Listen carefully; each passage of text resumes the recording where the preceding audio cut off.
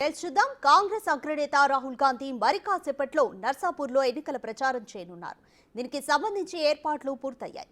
జనజాతర సభ ఏర్పాట్లకు సంబంధించి మరింత సమాచారం మా ప్రతినిధి దుర్గారెడ్డి అందిస్తారు. Thank you.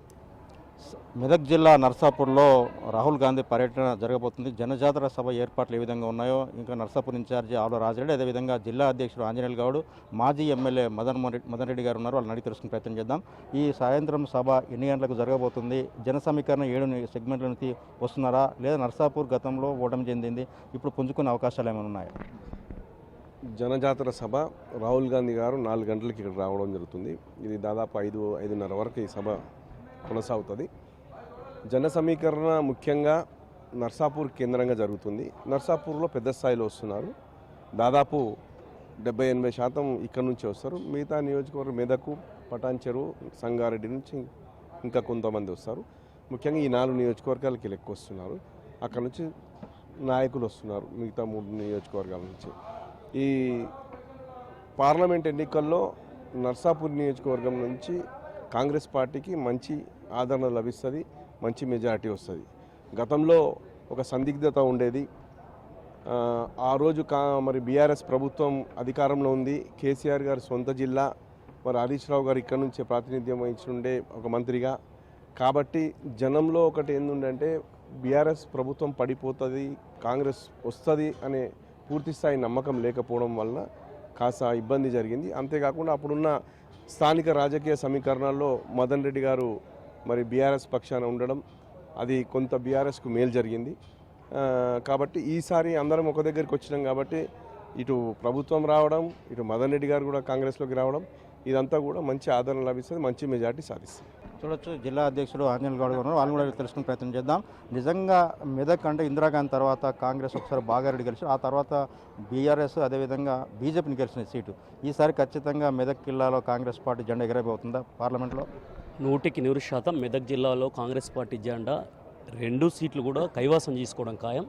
ఎందుకంటే ప్రజలకు ఇచ్చిన హామీలను తూచా తప్పకుండా 5 నెలల్లో నెరవేర్చిన ప్రభుత్వం కాంగ్రెస్ ప్రభుత్వం. ఎందుకంటే రాజకీయ విమర్శ చేస్తున్నారు తప్ప వాళ్ళకి ఇంకొక విమర్శ చేయడానికి తావే లేదు.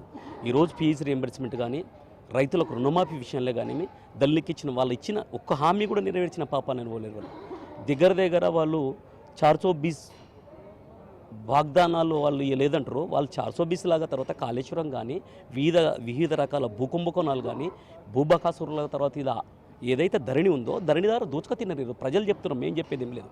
ఈరోజు ధరణి అడ్డం పెట్టుకొని వేలాది కోట్ల రూపాయలు దోచుక తిన్న వారు కాంగ్రెస్ పార్టీని విమర్శిస్తే ప్రజలు చూస్తూ ఊరుకోరు. కాంగ్రెస్ పార్టీ 100% ప్రజల ఆదరణ పొందింది. ప్రజల పట్ల కాంగ్రెస్ పార్టీకి ఇప్పటికీ రోజు రోజుకు ఆదరణ పెరుగుతుంది. రేవంత్ అన్న నాయకత్వాన ఇంకా ప్రజలకు కానీ నాయకులకు కానీ ఇంకా ఆదరణ పెరుగుతుంది. దాంతోపాటు మేము అందుకే విశ్వాసం వ్యక్తం చేస్తున్నాం. మామూలు కార్యకర్తలు కూడా ఒక వెనుకబడిన వర్గాలకు చెందిన బిడ్డకు ఈరోజు టికెట్ ఇచ్చారంటేనే కాంగ్రెస్ పార్టీ నిదర్శనం. ఈరోజు అందుకోసానికి మేము అంటున్నాం, కాంగ్రెస్ పార్టీకి ఓటేయాలంటున్నాం. ఇచ్చిన హామీలు నెరవేర్చినామని చెప్తున్నాం. రేపు రాబో తరంలో కూడా రేషన్ కార్డు ఇవ్వాలన్నా, పింఛన్ ఇవ్వాలన్నా, డబుల్ బెడ్ మనం ఇండ్లు ఇవ్వాలన్నా కాంగ్రెస్ పార్టీ రావాల్సిందే. నిన్ననే రైతు బంధు పడ్డదు, రుణమాఫీ కూడా ఆగస్టు 15 వరకు చెప్పినారు. చెప్పిన మాట నిలబెట్టుకున్న గతంలో రాజశేఖర రెడ్డి గారు ఏ విధైతే మాట కట్టుబడి ఉన్నారో రేవంత్ అన్న కూడా అదే మాట కట్టుబడి ఉన్నారు. చాలామంది ముఖ్యమంత్రులు చూసిన తర్వాత రాజశేఖర రెడ్డిని మరో రూపంలో ఇప్పుడు చూడాల్సి వస్తుంది. అందుకే నమ్మకం ఏర్పడ్డది ఈరోజు రేవంత్ అన్న అంటే. నేనే కాదు, ఇప్పుడు లక్షలాది మంది పార్టీలు ఖచ్చితంగా రేవంత్ అన్నను ప్రేమించే వాళ్ళందరూ కూడా ఈ పార్లమెంట్ ఎలక్షన్లో కాంగ్రెస్ పార్టీ నాయకత్వాన్ని రేవంత్ అన్న చల్లగా ఉండాలా, భావి భారత ప్రధాని రాహుల్ గాంధీ కావాలని కోరుకుంటున్నారు. కాంగ్రెస్ పార్టీ చేతి గుర్తుకొడితే ఈ ప్రాంతంలో అభివృద్ధి చేసుకోవడానికి ఆస్కారం ఉంటుంది.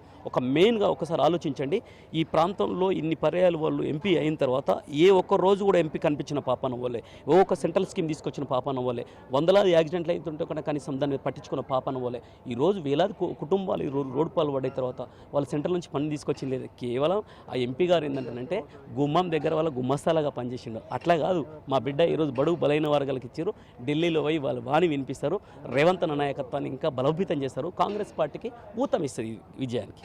చూడొచ్చు, నిజంగానే పార్లమెంట్ నుంచి ఖచ్చితంగా నీలమ్మది గెలవబోతుందని చెప్పి ఆంజనేయులు